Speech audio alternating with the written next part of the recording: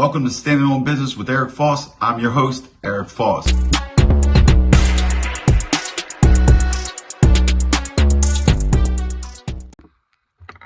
Good afternoon, everybody. Welcome to Standing on Business with Eric Foss. I'm your host, Eric Foss. All right, here we go with episode 4, When Things Fall Apart. And what I mean by that is in prison. I was in the mix. Okay, so let me give a little backstory here. Now, this has to do with a combination of things. This has to do with a combination of snitches, drug addicts, and just thieves. Okay? So, I arrive at Schuylkill. Now, you got to remember something. When I arrived at Schuylkill, I got around 9 years in, call it, already. So, I'm coming from the penitentiary. Now, when I show up, you know what I mean, I got all kind of nice stuff. I got Timberlands, I got the gold chain. I'm just, you know what I mean, I do my thing.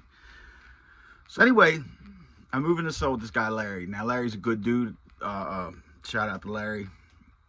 Well, what happens is, he moves me in. Larry had a ticket, which means he takes all the sports bets and stuff like that. So he had a pretty big ticket on the yard and had been there for a while.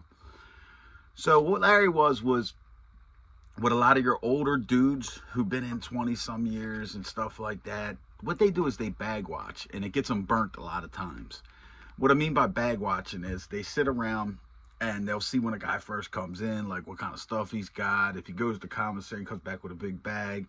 So now, you know, that's the person they look to give front stamps to. Maybe if they're selling drugs, a lot of bag watchers who sell drugs, front out the drugs, they wind up getting burnt a lot of times because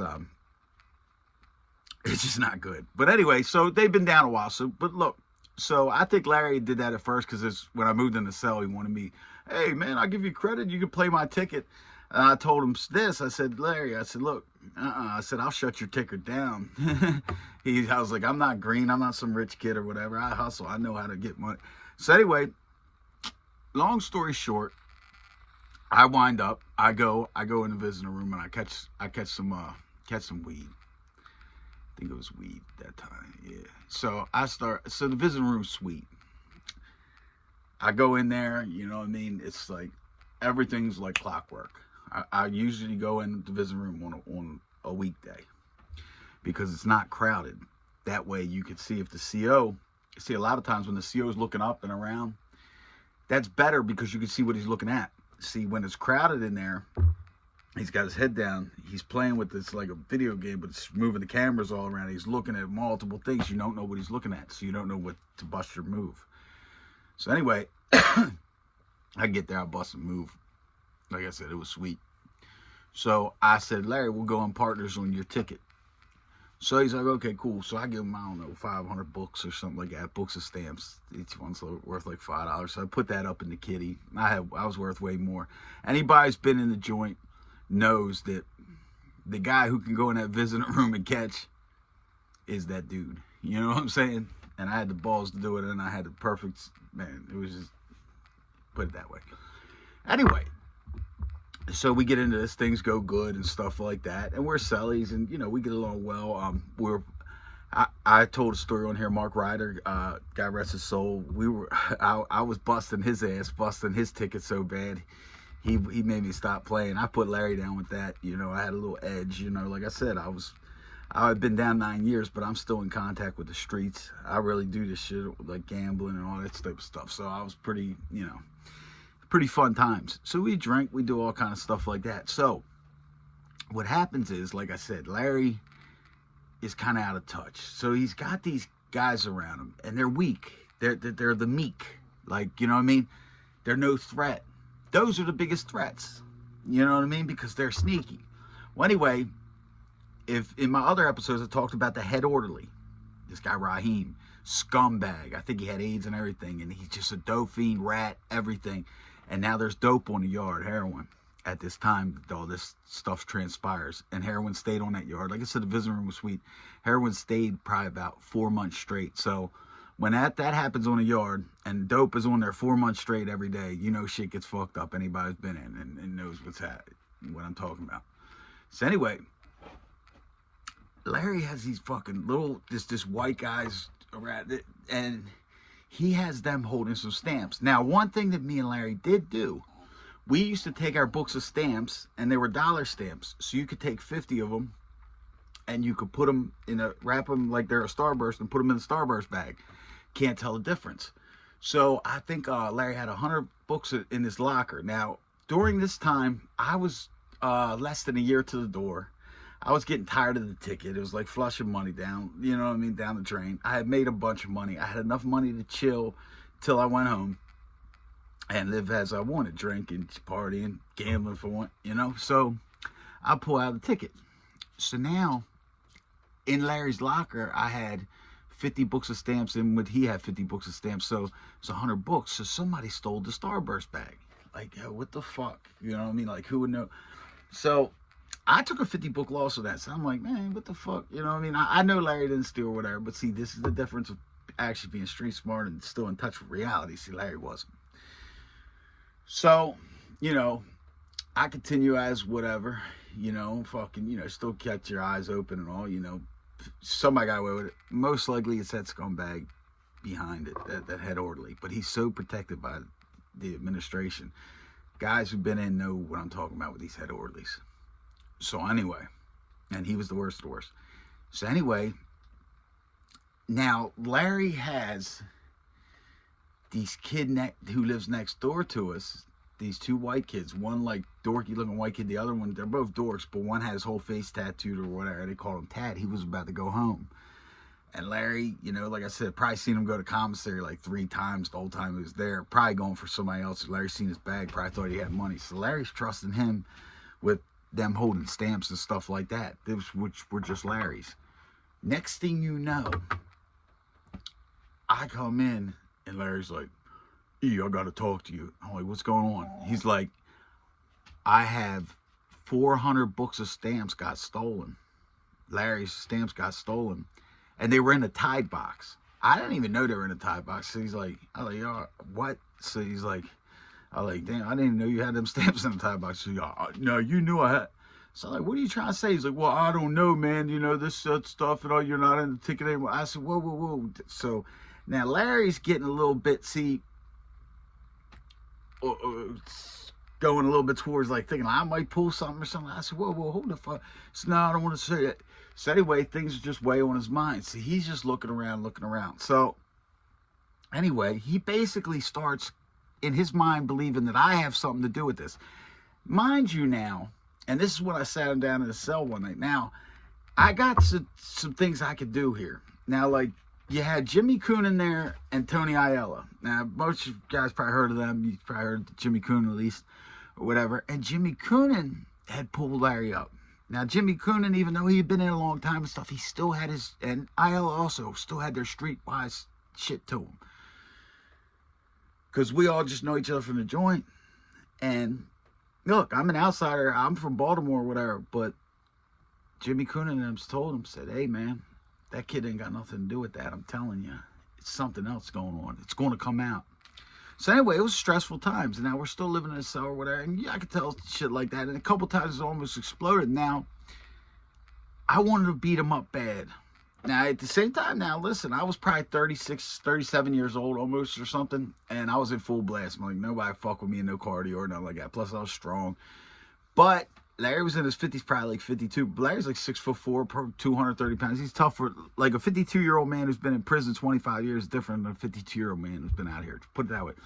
So, you know, might not have been a cakewalk, but I'm like getting mad, you know. But then you always got to think, and it worked out in hindsight. Because had we got into a fight and went to lockup, these people would have got away with it scot-free. The word all through the BOP would be like, oh, E stole these stamps and then beat Larry up or they fought or whatever. And I'd have the name as a thief, just a tough thief. You know what I'm saying? So anyway, so we're sweating it out. So I'm going to move out of the cell because I'm like, man, this shit is just goofy to me. So we had it out one night, and he's just like, man, I just don't know how to feel. I said, well, look, why don't you feel this way? I said, I got something different than you motherfuckers. I said, I got fucking balls. You see me get to this yard, get on this compound, go right in that visiting room and have my way and come back here, push that shit.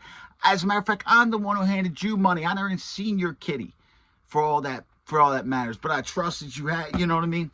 So now it's getting me heated. And these are all facts that I'm speaking. Now he's the only one not noticing it. Well, things start going real weird. Some other, like I said, because there's so much dope around. All of a sudden, the dude Tad or whatever, this kid Trusty, I think I talked about him in one of the episodes. He's a Sereno or whatever. But he came down and he told Larry, and he told all of us, he said, man, I got something to tell you guys. Them guys, Tat and them, they seem to have a lot of stamps now, and they were, you know, blah, blah, blah. Basically, he knew the story. Tat and them robbed Larry. So somehow, this gets to Tat before Larry can get Tat. Tat checks in. He goes to PC. So Larry comes fucking crying, you know, to me, you know, so sorry and everything. Larry probably felt like total shit, man. And he's just like, yeah, I'm so sorry, man. And then he's Larry had a ticket for a while. He's like, I still got like 500 more books if you want to get in it till it's half and hit. I said, man, I'm not worried about it, man. You just made a misjudgment call. It didn't go over the deep end, so, you know, it is what it is. But then I got on his ass because I drink. I get on his ass. So you trust on them little meek-ass, soft white guy. I said, that will get you. But anyway, so it gets worse. So the dude, Raheem, he's getting so bad. Now, what happens is the administration doesn't like Larry. You know, because they've tried, he's been there a long time. He wasn't a rat. You know what I'm saying? He's had a ticket the whole time he's been there. His name's been in shit. He wasn't no drug addict. He wasn't no rat or whatever. So they don't like that. So he's been there too long. So the administration, he's fair game for these rats to just get over on. So what he does, he makes a fucking terrible mistake. I'm telling you about this guy, this head orderly. Larry lets him hold to hide like 150 books while dope's on the yard. Sure, he's going to hold it. What does he do? Larry had a medical call out, goes in the morning to medical. On his way back from medical by the chow hall, I hear all about it, the whole compound's all about it. They pull Larry up, shake him down, and take him right to lockup. Boom. So they lock the yard down. Because when they put people in lockup, they'll be like locked down, somebody go in the shoe or whatever. I forget what they say. Anyway, so everybody's locked down. Now, I'm in our cell. Now, I got all the tickets and shit like that. But I got ample time to get rid of it. So, remember, keep that in mind. So, anything that's in the cell, I can get rid of. I had no drugs, nothing like that. So, it's no big deal. I fucking get all this shit. Boom, shredded, flushed, all that type of shit. There's nothing in this cell. Because I know they're coming here to shake it down. They just locked Larry up. I never knew he let this idiot hold them books. So, when they fucking get to my cell, the cop, he was just like weird. He's like, ain't nothing in here. Is there no knives or anything? So it's like, I don't know if the orderly put it in there or the cop. I said, man, get the fuck out of here, knife. Next thing you know, he goes right under Larry's locker, like the lip, and goes, whoa, what's this? I said, get the fuck out of here. It was a toothbrush with a razor blade, you know, on the end of it. Now, look. That's really like some New York, like Puerto Rican type, slice your face type shit and all. Like, honestly, and Larry had been in the penitentiary. And first off, I know it's not Larry's. And I know it's not mine. And common sense tells you this. It was just a toothbrush with that. If I was able to rip up all them tickets, thick-ass papers like that, and get them flushed, you don't think I could have took that apart and flushed that? So, obviously, it's a plant, you know. But, another thing. If it ain't, if I have a knife in the joint, it's steel. You know what I'm saying? Now, I definitely wouldn't want to get my face cut either, though. You know what I mean? All that shit sucks. But anyway, so he does that. So he looks at me. I look at him. I cuff up. So they take me over to the fucking shoe, man. And Larry is in there. Obviously, they locked him up early. They put me in the rec cage with Larry. Obviously, we're going to be cellies. So I tell Larry. Larry's like, what are you doing back here? I was like, Larry, they found a knife under your locker. He's like, it wasn't mine, I swear. I said, I know it wasn't yours, you fucking idiot. This is a big setup. They're after your ass or something. So, like I said, I was months from going home. I was less than a year from going home. Larry still had like 8 years left on his bid, 10 years left on his bid. And he knew it was planted for him or whatever. And the administration knew that something happened because the shoe lieutenant, Lentini, he was like one of them lieutenants that was like, pro inmate, I guess you could say, like, you know what I'm saying? People will call him cool, you know what I'm saying? Anyway, he came back and like he told us when we were at rec, he said, "Look, we're both in the rec cage." He said, "Look, which one of you guys is taking it?" We're like, "Come on, you know that shit was planted by somehow, some way." You know what I mean? He's like, "I know that." This is what he said. He said, "But somebody's got to take it." And then Larry was just like, I'm going to take it." You know what I mean? He did the right thing because he's supposed to take it. So we were back there. Well, he was back there longer. I was back there like 31 days before we went up to the DHO, and Larry went in first and pled guilty, which he wasn't guilty, and then I went in second, and they expunged it because I just pled not guilty. But anyway, so it was so much. It was treacherous back there. This was summertime. I mean, it was so fucking hot. It was like in August because the preseason football was just starting or something. No air conditioning back in the shoe. There's no air conditioning in the joint, Schuylkill, and there's no fans back there. I went back there 230 some pounds, and I was like between 199 to 202 when I got out, and I didn't work out or nothing. And that's in 30 days. So hot back there. If in the morning, if you eat your even a little cake or whatever they give you, it ain't even like it's hot enough. You'll break out in a sweat just by digesting the food. That's how hot it was. So I get out. So Larry's still down there when I get out. And when we're back there in Selly's, I was just like, when he told me he let that dude hold them stamps, hide them stamps, I knew who pulled this. You know what I'm saying? So anyway, he's got the nerve to tell me, "Hey, when you get out, can you ask him for them stamps?" I said, "I ain't asked this motherfucker nothing."